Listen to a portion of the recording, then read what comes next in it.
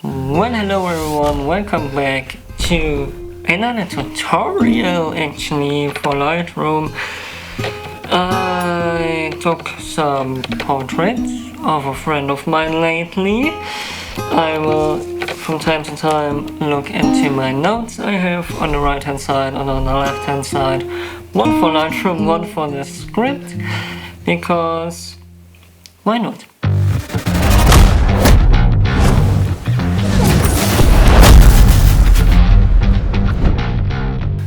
I recently met up with a friend. He's an artist, and I took some portraits of him, and he's the subject of a documentary I'm working on for quite some time now. We filmed this stuff 2 years ago, and every time we meet I actually take some photos of him. Secret documentary, and that's why I talk about it on YouTube. But with my view account, it's actually really secret. Where did I get the inspiration from? Obviously, from photography Jesus himself, Peter McKinnon. You actually probably know that picture which inspired me. Kiefer Sutherland, Portrait 100 Vibes. Yeah, we have the shadows, the grain, everything. And to be honest, we're all kind of small copycats out there, and it's really hard to do something original, and sometimes for practice it's not too bad to trying to copy a certain look. I mean, the backstory here is I actually didn't really take the pictures with that look in mind, but they turned out suitable, I would call it. It's not a one-to-one copy. I have not had the same setup or anything else, like the expensive camera or the expensive film or all this network to even take photos of a person like Kiefer Sutherland. I work with a local artist. He's a friend of mine now. And yes, why not trying it? Here you see the raw file. I shot it on a Canon R8, actually with, let me look at it, ISO 6400, because it was really dark. 1/160th of a second. This was really hard to spell. f2.8, 50mm, and that's the edit I came up with. I will try to match it with the notes I have here. And yes, so let's dive into it. We're already talking for like 3 minutes. To be honest, this video will probably be 20 minutes long. I'm not really able to do this in a short way. I'm definitely more able to edit this faster than I talk about it.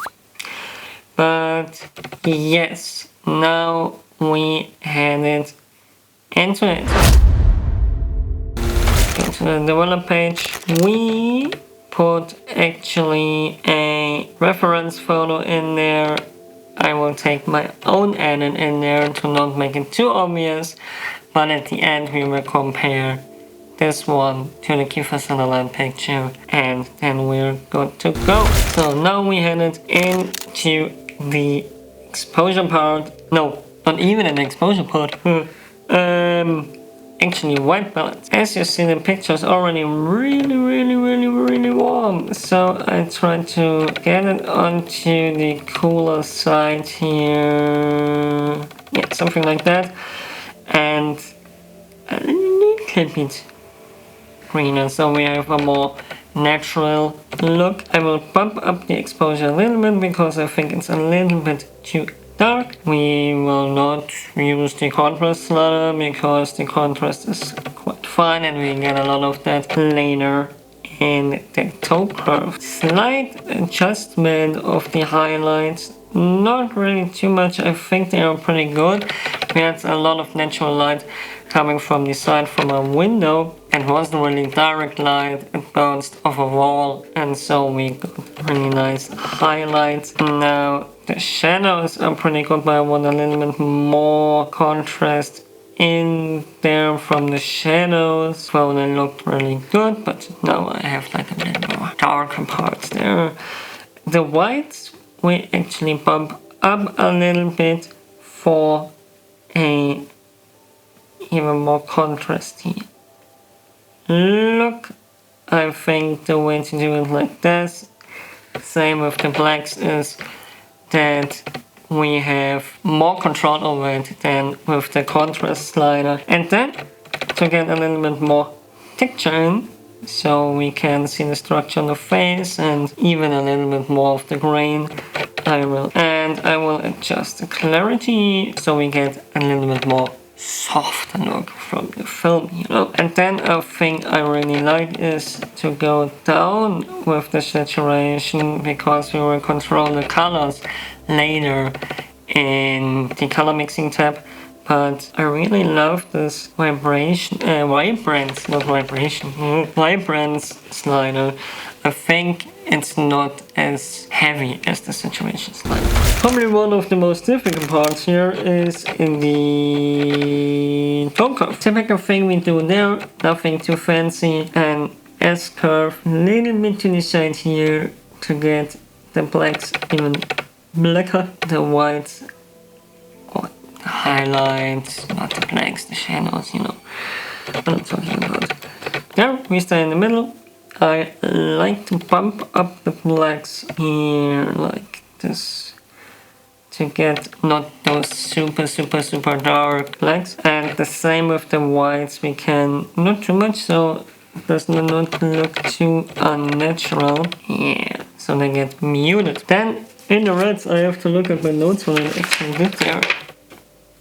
Here, another S curve. I bumped up the middle part just a little bit. I mean, you already do a lot of color grading in here, and we bump up the brighter part into the more green bluish parts here. I don't know what it's called in English. And yes, with the greens we have another S curve, and as you see we already are pretty damn near to the original edit. You get so much look out of this. Barely need color adjustment later, but we will still do it. So, and then we have the blue curve, the new yellows, and there we do another S curve in the darker parts down and the brighter parts up. The only curve we did that was in the red and greenish bluish parts.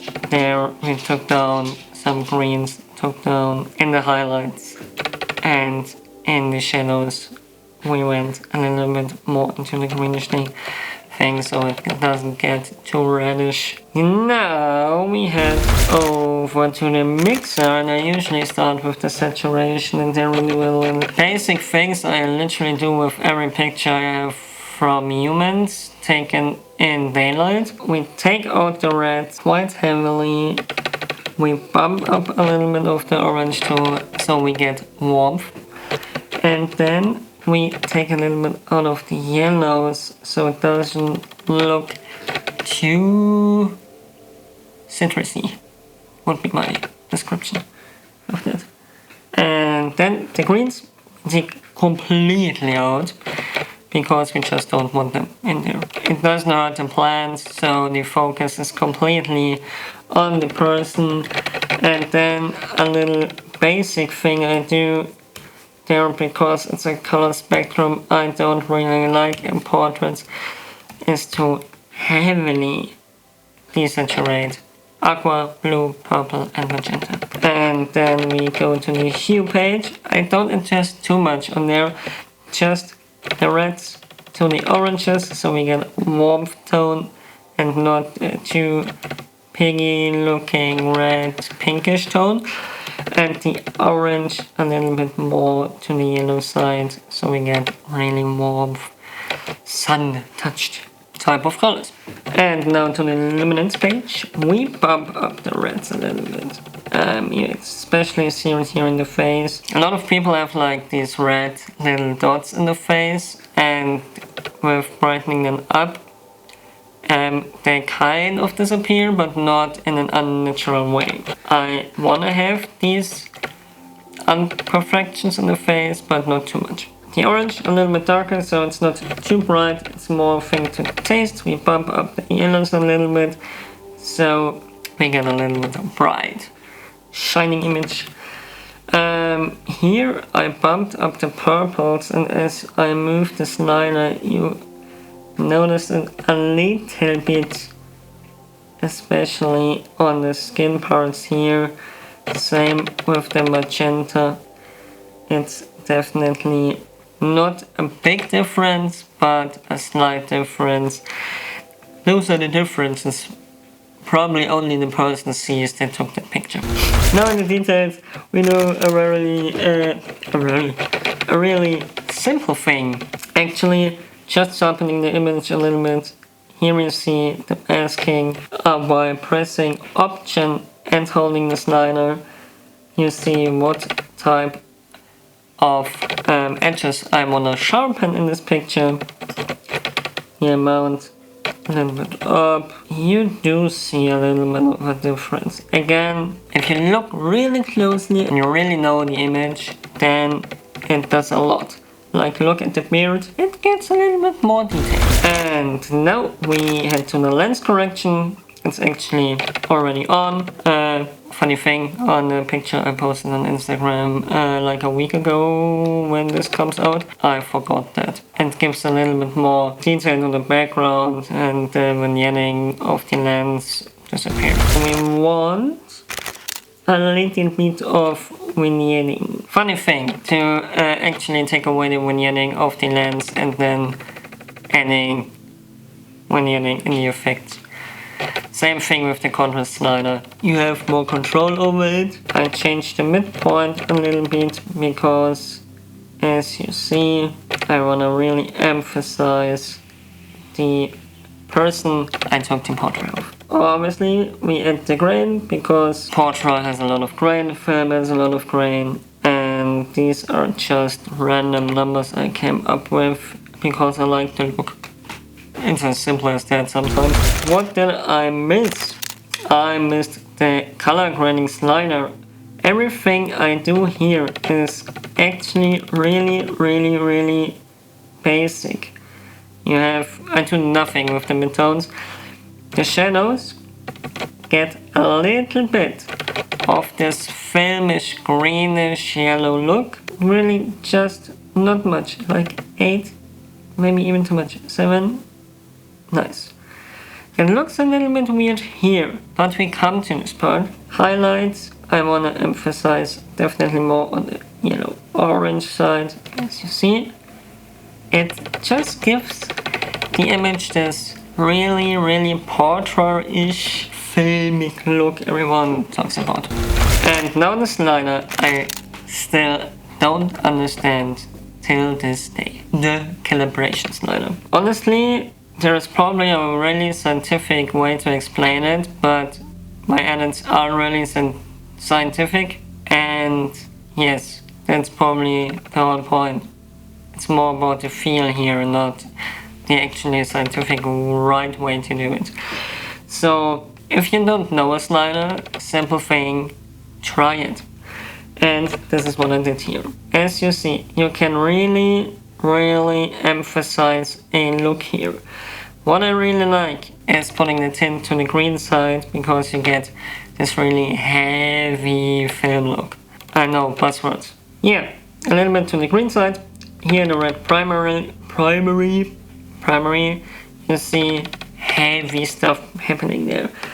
I want to take it a little bit away and just want to go a little bit more this time to not overdo the greenish, I think it's called a teal and orange look. As you see, a little bit more saturation in there to get the skin tones a little bit more into a peachy look, like a skin of a peach, you know what I mean?